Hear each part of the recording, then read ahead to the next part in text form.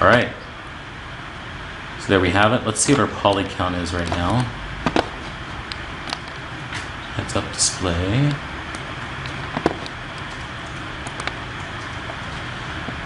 So right now we are at 230 faces, which means my head is going to be 460 so far.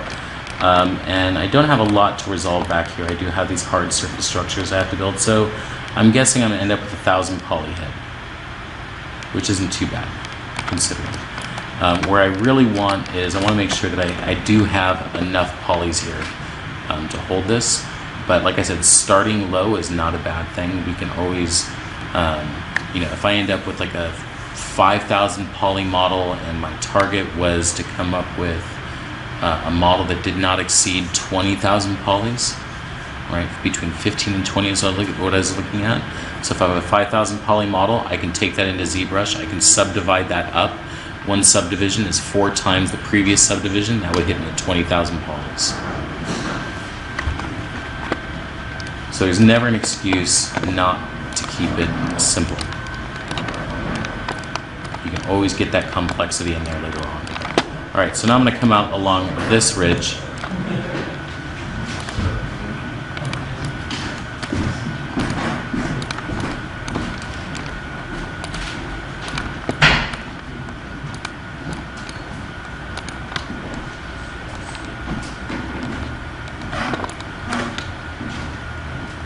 There we go.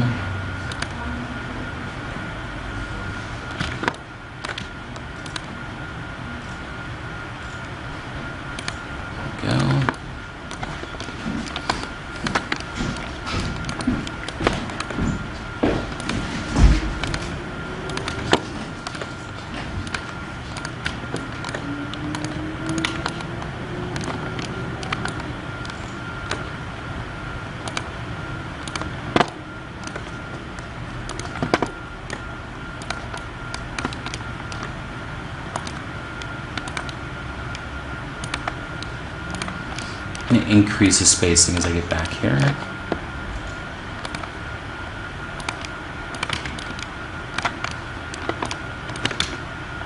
For these large open areas, I mean, the fact that I can use less polys to express that, I want to use less polys to express that.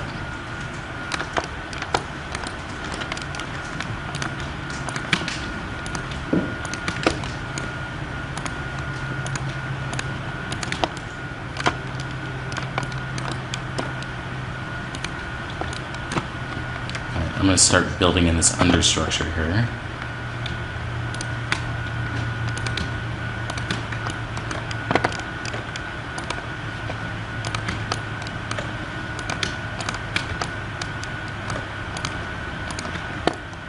All right, and I'm going to leave this alone for right now.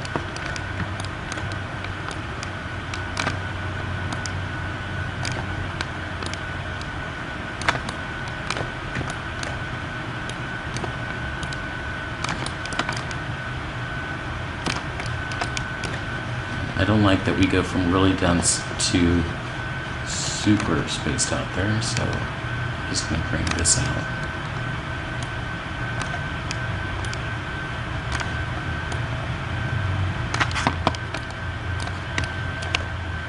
You know, while we're here, let's just close this off.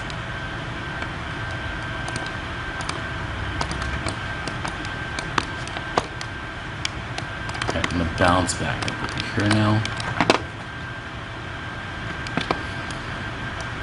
And let's see how this should be tackled. Look how hard that guy's working.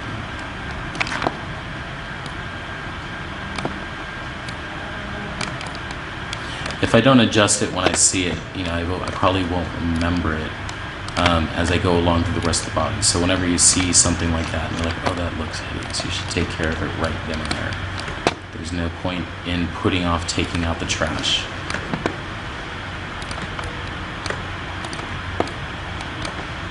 Have to do it eventually. All right. I think I'm okay with this transition.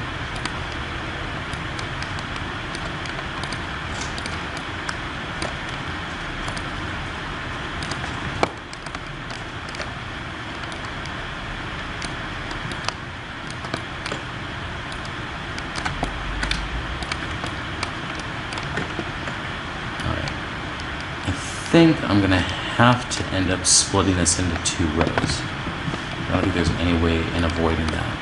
So let's see how I can do that. Let's bring this around here, here.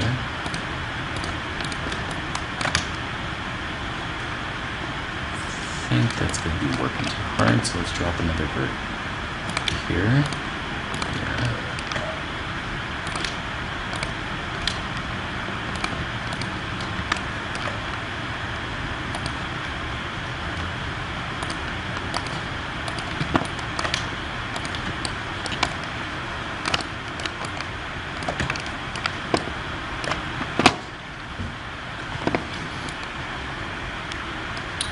And as soon as I'm done with half of this head, I'm going to hide everything and just take a look at my work and see what I'm holding, see what's working, see if anything's not working, as far as like I'm losing too much of my my original sculpt, if I'm not capturing enough in silhouette. Try and identify areas where I may need additional edge loops just to hold structure. So I know I have all of my animation needs, my rigging needs covered already. Those areas are completed out with the exception of the interior of the mouth, which we'll get to.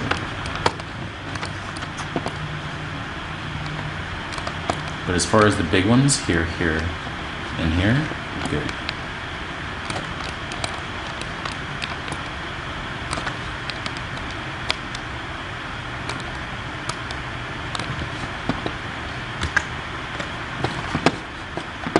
All right, just taking a look for some questions. Marcos, I have a question. When you reach the symmetry axis, how do you realign the edges and points? I use the scale tool, and I just pull in on the X scale handle. Simon, question. Hey, quick question to do with preparing the sculpt before retopology in the rigging poses. I'm not sure what you're asking me, Simon.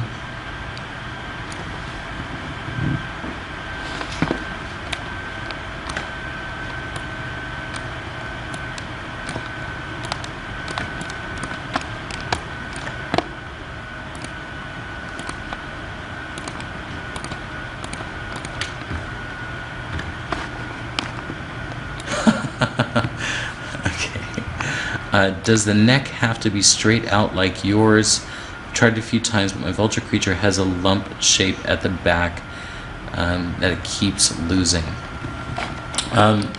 Well, you want to think about the range of motion that the neck is going to have. How far back is it going to bend? How far forward is it going to bend? How far to the left or right is it? What's the extremity, that of the extreme of the area of motion? And what you want to do is you want to hit this into a neutral state. So whatever that is for your creature, if he has, I don't know, he has a hunchback and he can't bend his neck all the way back, then that wouldn't make sense to have it completely straight. But you want to think about the range of motion. Typically, you want to provide as much range of motion or the flexibility of motion in your character as possible. You don't want to limit your animators in that way.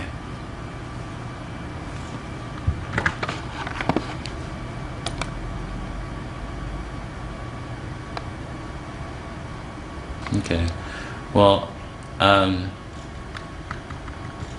just to repeat his question, he was asking me, does the neck have to be straight out like yours? I've tried a few times. My vulture creature has a lump on the back of its head. It keeps losing. And then you say its neck seems to bend a lot more in the middle as opposed to behind the head. Well, find reference in nature too. That could help you out for the range of motion. Typically, birds can spin their heads around 360. They have no problem, touching their ears together. No, they have a pretty broad range of motion. So it's something you'll have to consider for your character.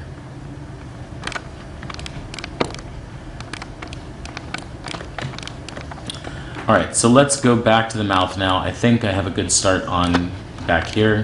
I'll leave this for the end, and I'll leave that for the end of the head.